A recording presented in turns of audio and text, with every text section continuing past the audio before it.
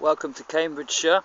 I am stood on the Devil's Dyke, which sounds racy but isn't at all. It's just a man-made embankment that runs from over there to over there. Last night in Cambridge I was stuck for a room again, and so I took myself off to Clare College and presented myself to the porter, a chap called Tony, and said, "Do you have any rooms available for such gentlemen?"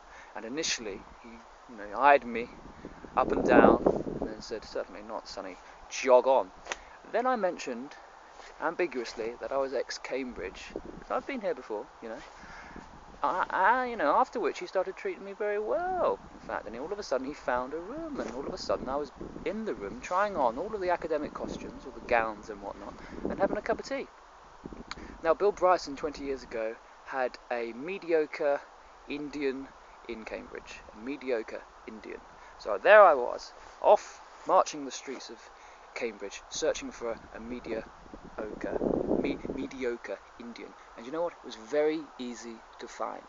Had that, went back to the college, into the bar, where you can get a pint of lager for 70p. So I had about 6 of those, and fell into a conversation with a student from Belfast who was writing about J.B. Priestley.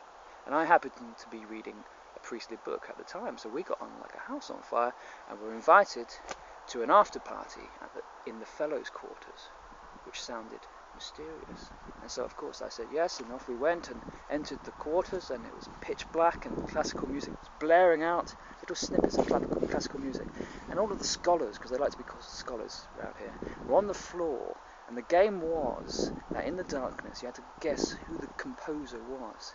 I'm not sure what the prize was, but I do hope it was a timeshare in Tenerife, and I hope they all win it and take themselves off there and let me be.